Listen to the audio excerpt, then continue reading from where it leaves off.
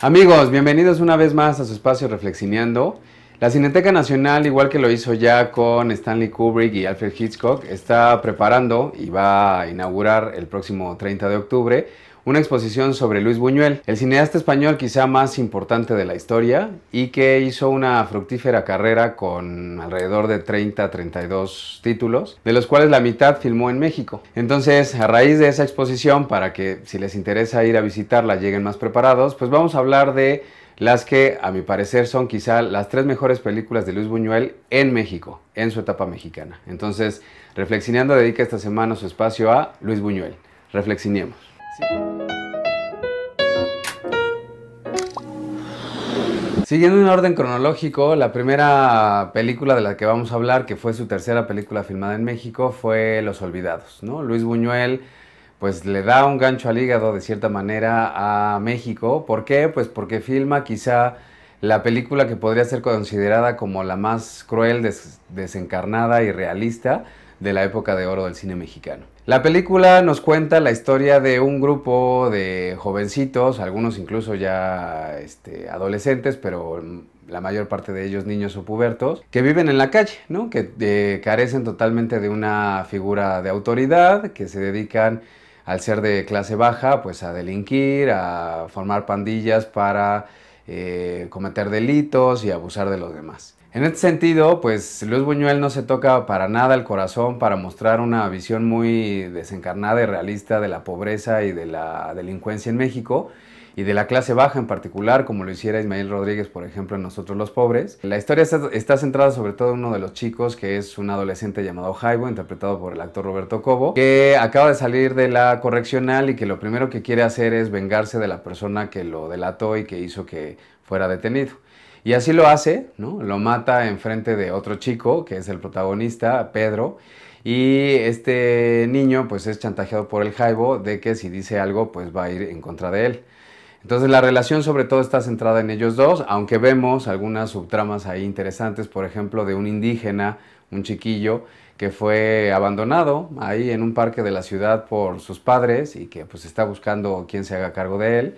También tenemos la historia del ciego y de su familia. Entonces hay varias subtramas, pero estamos sobre todo concentrados en esta de Pedro y el Jaibo, y que pues desafortunadamente, y como podríamos esperar por el nivel de realismo que maneja la película, pues no tiene un final feliz para ninguno de los dos personajes. Aquí hay que resaltar que la visión que tuvo Buñuel acerca de la pobreza en México pues hizo que de entrada, por supuesto, el público mexicano tuviera un rechazo absoluto hacia la película. Fue un fracaso de taquilla, digamos, pero le mereció a Luis Buñuel la Palma de Oro en Cannes como mejor director, y eso hizo que México le diera una segunda oportunidad a este español que vino a quemar a México como un cineasta de respeto. Es una película que hay que ver, por mucho que duela y que marque, pues hay que verla. ¿Por qué? Porque eso define mucho no solamente de las películas realmente valiosas de una época cinematográfica en México que tiende a ser un poco sobrevalorada en su conjunto. Es un guión coescrito con Luis Alcoriza, que fue de hecho el co-guionista también de las dos películas de las que vamos a hablar a continuación,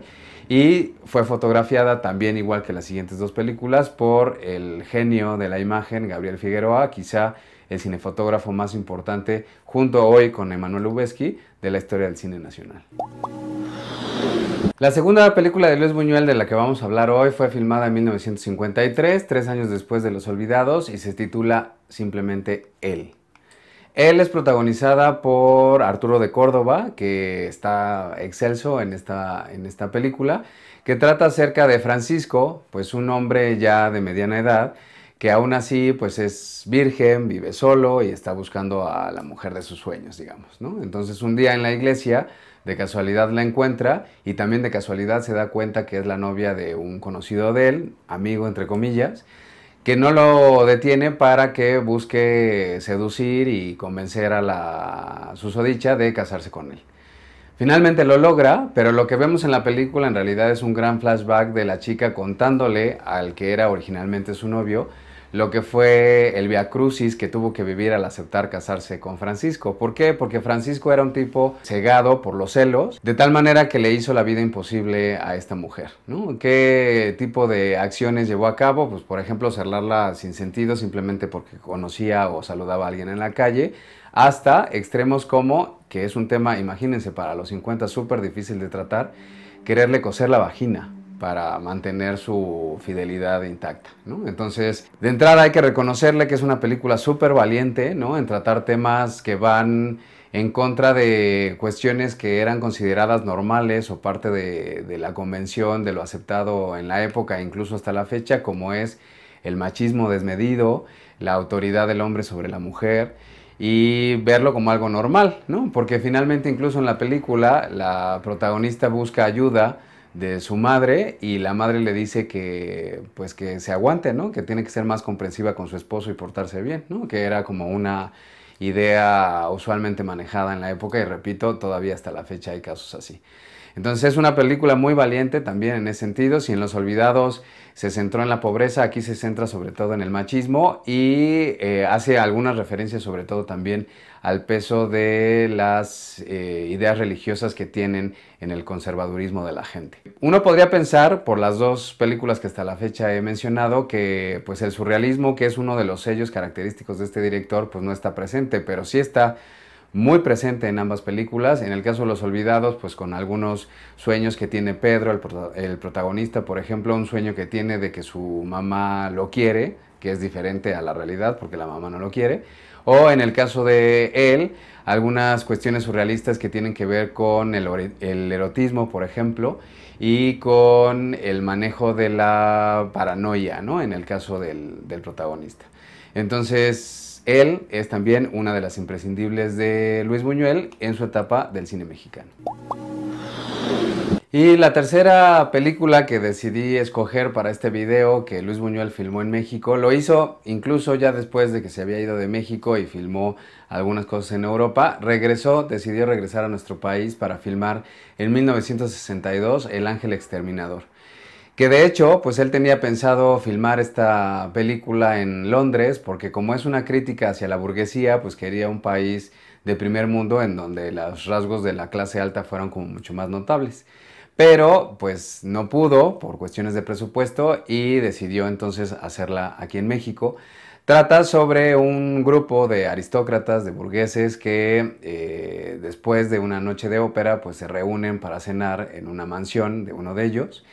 Y vemos a lo largo de la cena que poco a poco los sirvientes se van yendo, parecen incluso urgidos a irse, hasta que se quedan prácticamente solos junto con el mayordomo, que es el único sirviente que queda. Cuando la noche termina, pues ellos deciden ya regresar a sus casas, pero por alguna razón inexplicable que nunca se explica en la película por qué, no pueden salir de la casa, ¿no? O sea, primero ponen como pretextos tontos para decir por qué no se van, pero después caen en cuenta que no pueden salir de la casa y esto se extiende por varios días, incluso en donde el tiempo juntos y la imposibilidad de salir les hace sacar su peor lado. Aquí hay que rescatar muchas cosas, amigos, porque, pues a diferencia de las dos anteriores, El Ángel Exterminador es una película 100% surrealista. Uno podría empezar, por supuesto, por cuestionarse por qué no pueden salir. Y esto es porque el surrealismo tiene como base hacer una crítica a la clase alta, a la burguesía, a sus convenciones, a sus formas de ser y sus protocolos. Y lo que vemos aquí precisamente es eso. ¿Por qué? Porque aprovecha el hecho de que no pueden salir Buñuel para hacer mofa de varios de sus protocolos, de la forma en que se relacionan los integrantes de esta clase. Pero más allá de eso, porque como no pueden salir de la casa, de la mansión, pues eso poco a poco los va orillando a sacar, como lo dije, su peor lado y sobre todo su lado más instintivo, ese que está en contra de los protocolos, de las reglas, de las convenciones a las que son tan apegados los integrantes de la civilización, ¿no? Entonces, a estos personajes que empiezan luciendo guantes y son muy elegantes y propios para hablar y muy preocupados de las apariencias y demás, pues terminan prácticamente como cavernícolas, ¿no? Como bestias, incluso comiéndose a un oso que entra a la casa, comiéndoselo, haciendo una fogata con los muebles, como si fueran prácticamente cavernícolas, ¿no? Entonces, ¿qué nos está diciendo Buñuel en términos generales con esta película?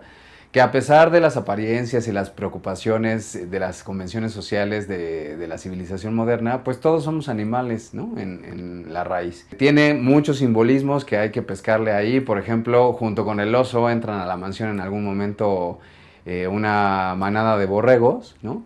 Que eso pues creo que hasta cierto punto es obvio que está haciendo referencia a que en la sociedad tendemos un poco como al borreguismo, ¿no? A seguir a los demás sin cuestionarnos mucho el por qué hacemos las cosas. Entonces, pues era un director que tenía muy claro lo que quería decir, cómo lo quería decir, independientemente de que la película gustara o no a las audiencias. Por supuesto, podemos intuir que no es una película comercial para nada, porque el público en general puede pensar que El Ángel Exterminador no tiene sentido, pero, ¿qué creen?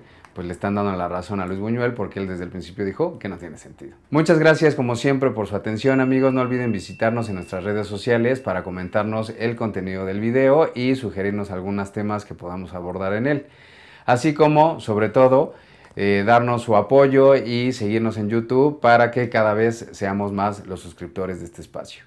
Nos vemos la siguiente semana para seguir reflexionando. Hasta luego.